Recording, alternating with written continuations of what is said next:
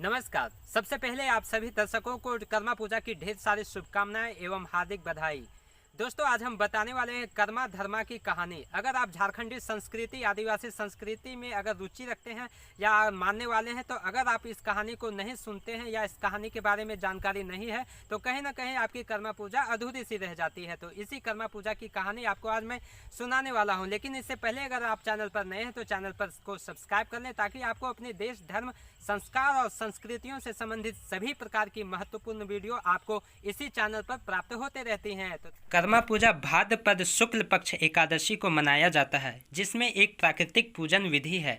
जो प्राकृतिक तौर पर हम लोग सभी कर्मा वृक्ष की पूजा करके इस पूजा को अपने गांव या चौपाल या किसी निर्धारित स्थान पर इन्हें स्थापित करके हम इसकी पूजन, वंदन और नृत्य करके हम इनकी कर्मा पूजा के साथ साथ कर्मा देवता को हम लोग खुश करते हैं और उन्हें अपनी ओर से श्रद्धा भक्ति समर्पित करते हैं।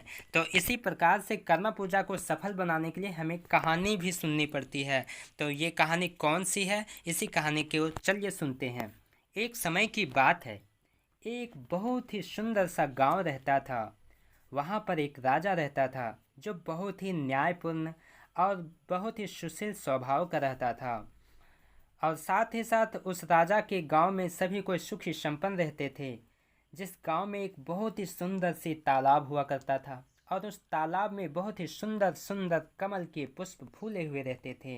इतने सुंदर कि उसकी मनमोहक छवि से देवलोक से देवियां भी आकर्षित हो जाती थी और इंद्रासन से परियां भी यहाँ पर फूल चुनने के लिए आती थीं। तो इस प्रकार के सुंदर गांव में ही कर्मा और धर्मा नाम के दो व्यक्ति रहते थे। अब ये दोनों भाइयों के साथ साथ इनके कुल मिलाकर 7 भाई होते थे। तो बड़े का नाम कर्मा और उससे छोटे का नाम धर्मा हुआ करता था। एक दिन की बात है, जब कर्मा बड़ा भाई जिसका नाम कर्मा था वह बैल चराने के लिए खेत की ओर चला जाता है। तो वहाँ देखता है कि खेतों में महिलाएं या बालिकाएं धान की पत्तियां को तोड़ते रहती हैं। तो वैसे स्थितियों को देख कर के कर्मा काफ़ी ज़्यादा आक्रोशित होकर उन महिलाओं को भला बुरा कहने लगता है। ऐसे में वे महिला वहाँ से चले जाते हैं। तब वह कर्मा सोचता है कि हम थोड़ा खेतों की रक्षा के लिए मैं अपने भाई को बुलावा देता हूँ, धर्मा को। तो धर्मा को बुलाने के लिए उसके जो बाकी भाई थे उन सभी को भेजता है कि जाओ, तो लोग जाओ और धर्मा को बुला के लाओ, मैं थोड़ा घर जाऊँगा। तो इस प्रकार से अपने छोटे छोटे भाइयों को वो बारी बारी करके भेजता जाता है कि जाओ भाई, धर्मा को बुलाओ, धर्मा को बुलाओ। तो उसी क्रम में सभी उसके छोटे छोटे भाई धर्मा को बुलाने के लिए जाते हैं। लेकिन जब वो वहाँ पर चले जाते हैं तो वो जाते हैं मगर वापस कर्मा के पास नहीं आते हैं। तो इस तरीक़ा से काफ़ी ज़्यादा इंतज़ार करने के बाद वहाँ पर कर्मा परेशान होने लगते हैं। और परेशान होने के बाद काफ़ी ज़्यादा गुस्सा, आक्रोशित होकर वहाँ पर अपने सभी बैल बछड़ों को छोड़ करके वे सीधे अपने घर की ओर प्रस्थान करते हैं। तो वहाँ पर देखते हैं कि वहाँ पर धर्मा एक कर्मा वृक्ष की पूजा कर रहे हैं अपने सभी परिजनों के साथ में। तो उस स्थिति को देख करके वहाँ पर कर्मा और भी ज़्यादा गुस्सा जाता होकर जिस डाले को, यानी कि जिस कर्मा की डाले को धर्मा पूजा करते रहते हैं, उस डाले को तहस नहस कर देते हैं, जिसके 60 टुकड़े कर देते हैं। उसके बाद वहाँ से फिर वापस चले जाते हैं उन बैलों को लाने के लिए। जब वो बैलों को लाने के लिए जाते हैं तो वहाँ पर देखते हैं कि वे बैल सभी पत्थर बन चुके होते हैं। तभी वो वहाँ पर, हाय रे मेरी किस्मत फूट गई, मैंने कौन सा बड़ा अनर्थ कर दिया, मैंने कितना बड़ा गुनाह कर दिया, ऐसे करके रोते बिलखते पूरा रोने लगते हैं। और वहाँ जब अपने भाई की खेतों की तरफ देखते हैं तो उन्होंने घर में जाकर के जिन कर्मा की डालियों को तहस नहस किया था वही डाले वहाँ पर चले आते हैं और वही डाले दैव्य रूप ले की धारण करके उनसे कहते हैं, अब तो तुम्हारे कर्म ही फूट गए हैं, तुम्हारा कर्म अब चला गया है 7 समुंदर स्वराधार। अगर तुम अपने कर्म को पाना चाहते हो, वापस अपने जीवन में खुशियाँ लाना चाहते हो, तो तुम्हें जाना होगा 7 समुंदर स्वराधार। ऐसा कहकर वो दिव्य शक्तियाँ अंतर्ध्यान हो जाते हैं। उसके बाद वहाँ से हताश, निराश, उदास और प्रायश्चित की आग में जलते हुए बड़े भाई धुंधलाते हुए, ठोकर खाते हुए अपने घर की ओर चल पड़ते हैं। जब वो घर पहुंच जाते हैं तो घर में खाने के लाले पड़े हुए रहते हैं। घर में अनाज के एक दाने तक नहीं रहती है, पीने के लिए पानी तक नहीं रहती है, रूखा सूखा कुछ भी खाने को नहीं मिलता है। तब उस दौरान काफ़ी ज़्यादा हताश निराश हो करके वो निश्चय कर लेते हैं कि मुझे 7 समुंदर स्वराधार जाना चाहिए। तत्पश्चात निकल पड़ते हैं अपने कर्मा देवता को मनाने के लिए। फिर धीरे धीरे पैदल चलते चलते काफ़ी दूर चले जाते हैं। भूख लगने लगती है, प्यास लगने लगती है और भूख प्यास से व्याकुल होने लगते हैं। तभी रास्ते में उन्हें एक वृक्ष दिखाई देता है। जब वो वृक्ष को देखते हैं तो उसमें काफ़ी सारे फल लगे हुए होते हैं, लेकिन वो उसे जब फल खाने की इच्छा करते हैं और वो जब फल को खाना चाहते हैं तो फल में काफ़ी ज़्यादा कीड़े पड़े हुए रहते हैं। तभी वृक्ष ने कहा उनसे, भाई आप जा कहाँ रहे हो? तभी बड़े भाई ने कहा कि मैं अपने कर्मा देवता को मनाने जा रहा हूँ। मुझसे जो गुनाह हुआ है मुझे उस बात का बहुत ही ज़्यादा दुख है। तो वृक्ष ने कहा कि भाई मेरी भी अर्जी लगा देना, क्योंकि मैं जब भी मेरे पेड़ में फल फलते हैं तो वो उसमें कीड़े पड़ जाते हैं और इसी कारण से कोई भी लोग हमें खाना पसंद नहीं करते हैं। तभी इस बात को सुनने के बाद वो वहाँ से धीरे धीरे आगे की ओर बढ़ते चले जाते हैं। तो जाते जाते एक महिला को देखते हैं, तो लेकिन उस महिला के माथे पर काफ़ी ज़्यादा यानी कि उस महिला के माथे पर घास जैसा कुछ दिखाई पड़ देता है।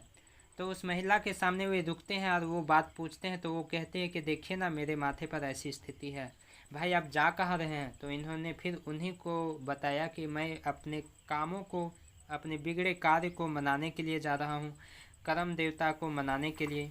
तो उसी दौरान वो कहते हैं कि भाई जब वहाँ उतना दूर जा ही रहे हैं, 7 समुंदर स्वराधार जा रहे हैं, तो हमारे भी काम बना दीजिए। तभी वो उनके भी अर्जी ले करके आगे बढ़ते जाते हैं, बढ़ते जाते हैं, बढ़ते जाते हैं। तो काफ़ी दूर जाने के बाद उन्हें एक घोड़ा दिखाई देता है। तो घोड़ा में वो चाहते हैं कि भाई मैं तो बहुत ज़्यादा थक चुका हूँ, हताश हो चुका हूँ, अब मैं कैसे जाऊँगा उतनी दूरी की यात्रा, चलिए इसी घोड़े के ऊपर में सवारी करके मैं यात्रा तय करूँगा। तो घोड़ा के ऊपर वो बैठना चाहते हैं, लेकिन वो घोड़ा हिनहिनाने लगता है और इधर उधर भटकने लगता है, लेकिन उसे बैठने नहीं देता है। तो उसे महसूस हो जाता है कि मैंने जो गलती किया है उसी की वजह से ऐसा हो रहा है। तो फिर वो धीरे धीरे करके वो आगे बढ़ते हैं। तो आगे बढ़ने के बाद वो जब समुद्र किनारे चले जाते हैं तो वहाँ पर देखते हैं कि एक मगरमच्छ वहाँ पर बाला में सोए हुए रहता है और काफ़ी ज़्यादा परेशान दिखाई देता है। ऐसे में वो एक बड़े भाई से पूछते हैं कि भाई कहाँ जा रहे हो? तो बड़े भाई कहते हैं कि मैं जा रहा हूँ 7 समुंदर स्वराधार, जहाँ पर मेरे बिगड़े काम बनाने के लिए जा रहा हूँ, क्योंकि मेरे कर्म फूटे हुए हैं और अपने कर्मा देवता को मनाने जा रहा हूँ। तो वहाँ पर मगरमच्छ भी अपनी समस्या सुनाता है कि भाई मेरे साथ भी बहुत बड़ी मुसीबत है कि मैं जब भी पानी में जाता हूँ तो मेरे शरीर में एक अजीब किस्म सी जलन महसूस होती है। अगर मैं वही बाहर में रहता हूँ, बाला में रहता हूँ, तो थोड़ा सुकून लगता है। तो ऐसे में वो अपनी समस्या को सुनाकर बोले कि भाई वहाँ तक जा ही रहे हो तो मेरी भी अर्जी लगा देना। तभी वे कहते हैं कि ठीक है भाई, लेकिन मुझे नदी के उस पार ले जाना होगा, यानी कि समुद्र के उस पार ले जाना होगा। तभी वो समुद्र के उस पार ले जाने के लिए मगरमच्छ की पीठ पर सवार होकर के वो समुद्र के उस पार चले जाते हैं। उसके बाद वहाँ से पैदल ही वो स्वराधार तक चले जाते हैं। तो वहाँ पर देखते हैं कि कर्मा देवता जगमगाते हुए, काफ़ी लहलहाते हुए वहाँ पर प्रतीत होते हैं। और वहाँ पर जाने के बाद ये बड़े भाई सीधे उनके चरणों पर गिर करके गिड़गिड़ा करके रोने लगते हैं और माफ़ी मांगने लगते हैं, क्षमा याचना मांगने लगते हैं कि मुझसे बहुत बड़ी अपराध हुई है, मेरी अपराधों को माफ़ करें। अब ऐसे में कर्मा देवता उनकी परेशानी, उनकी तपस्या, उनका त्याग और उनका समर्पण देख करके उन्हें क्षमा कर देते हैं। और क्षमा करने के साथ साथ वे कहते हैं कि ठीक है, मैं क्षमा कर देता हूँ, लेकिन प्रत्येक वर्ष भाद्रपद शुक्ल पक्ष एकादशी को कर्मा वृक्ष अपने आंगन में स्थापित करके जागरण नृत्य करके अच्छा से पूजा व्रत करना, तभी तुम्हें किसी भी प्रकार की कोई भी कष्ट नहीं होगी।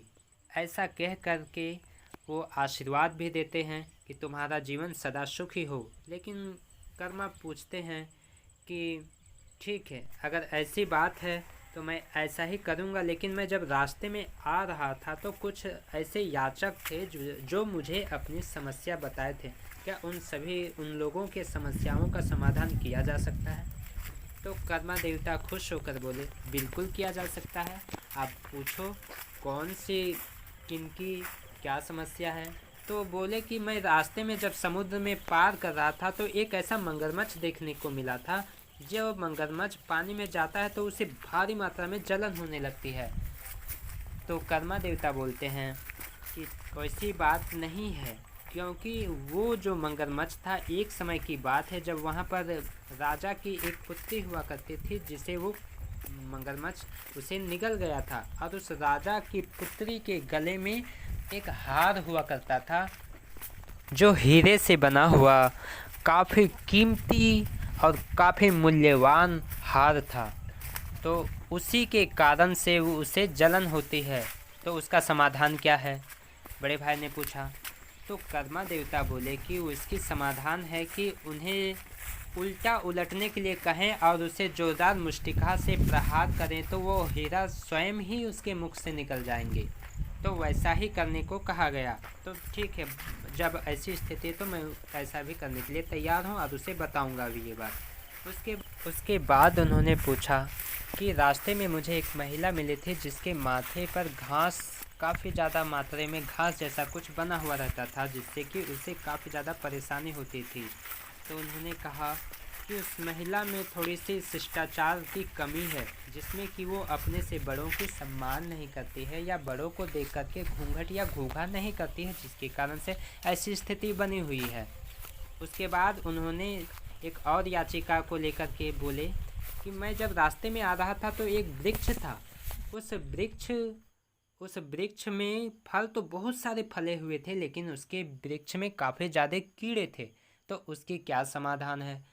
तो कर्मा देवता बोले कि उसके समाधान है, उसके पेड़ के जड़ में काफ़ी ज़्यादा हीरा है, जिन हीरा के होने से उस वृक्ष की फल सड़ने लगती है।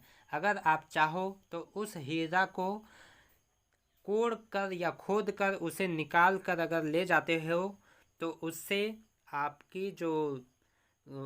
आपको भी फ़ायदा होगा और उस वृक्ष में जो भी फल लगेंगे वो हमेशा मीठे और सुंदर होने लगेंगे। तो इस प्रकार से उन्हें बताया गया। तो इस प्रकार से वे अलग अलग प्रकार की अर्जियों को लेकर के, जो भी रास्ते में थे याचक, उन सभी याचकों की अर्जियों को लेकर के वहाँ से पुनः अपने घर की ओर प्रस्थान करते हैं।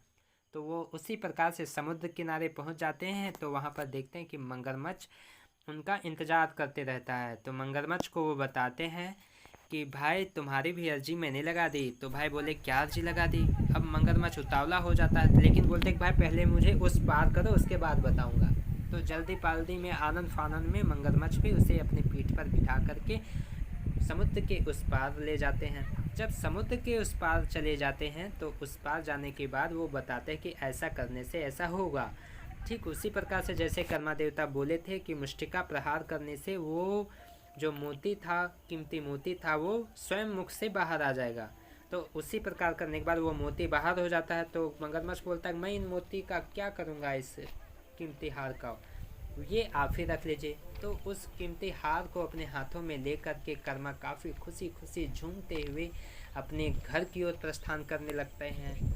जब आगे बढ़ते चले जाते हैं तो आगे में वही घोड़ा देखने को मिलता है। तो लगता है नहीं कि हाँ अभी उस घोड़े में सवारी करके थोड़ी यात्रा को और भी ज़्यादा सुगम बनाएं। तो यात्रा को सुगम बनाने की परिस्थिति में वो घोड़े पर सवार हो जाते हैं और आसानी के साथ इस बार घोड़ा बैठने को भी दे देता है और घोड़े पर बैठे करके वो वापस जाने लगते हैं। तो रास्ते में वो महिला मिलती है जो प्रतीक्षा करते रहते हैं कि कब से आकर मेरी अर्जी वो सुनाएंगे। तो वो महिला पूछती हैं कि भाई मेरा क्या अर्जी लगा दी? तो बोले कि भाई वो महिला से कहें कि आपने कभी भी किसी भी बड़े लोगों की कदर नहीं की, आपने कभी किसी की इज्जत या लिहाज नहीं किया, जिसके कारण से आपके माथे पर ऐसी स्थिति बनी हुई रहती है। तो ऐसी स्थिति के लिए आप आज से ही बड़ों का सम्मान करना सीखें, बड़ों के सामने घूंघट लगाना सीखें, तो आपको स्वतः ही यह समस्या समाप्त हो जाएगी। उसके बाद धीरे धीरे वो इसी प्रकार से आगे बढ़ते हैं और इसी प्रकार से एक एक करके सभी समस्याओं का निराकरण करते हुए, सभी याचकों के निराकरण करते हुए वो आपस घर चले जाते हैं। हीरा मोती, अलग अलग प्रकार के हार, घोड़ा, सभी प्रकार के उन्हें बहुत सारे संपदा की प्राप्ति हो जाती है कर्मा देवता की कृपा से। तो इसी प्रकार से कर्मा देवता की कृपा कितनी बड़ी है, कितनी अपरंपार है कर्मा देवता की महिमा, इसी कहानी के माध्यम से मैंने संक्षिप्त में बताया। भविष्य में फिर कभी समय मिलेगा तो इसके बारे में मैं आपको पूरी विस्तार से बताऊंगा, जिसमें कि आपको कर्मा पूजा की एक से बढ़कर एक जानकारी आपको प्राप्त होती रहेगी। इसीलिए उसी दिन से वो धन वैभव से संपन्न हो गया, उसी दिन से उसका जीवन सफल हो गया और वो अपने कर्मा देवता को खुश कर लिए। और उसी दिन से वो प्रत्येक वर्ष कर्मा पूजा भाद्रपद शुक्ल पक्ष एकादशी को मनाया जाता है और यह आदिवासी संस्कृति में काफ़ी ज़्यादा प्रचलित भी है। तो इस प्रकार से दोस्तों, आप सभी को मौजूदा कहानी कैसी लगी? अगर अच्छी लगी हो तो कमेंट करें। अगर आप ये इसका जो लंबा वाला भाग है, लंबा कहानी मैंने शॉर्ट में आपको बताया, लेकिन लंबा कहानी और भी विस्तृत और सुगम और काफ़ी ज़्यादा सरल है, उसे मैं कभी भविष्य में समय मिलेगा तो आप सभी दर्शकों को बताऊंगा। तो एक बार फिर से आप सभी को जय हिंद, जय भारत, वंदे मातरम।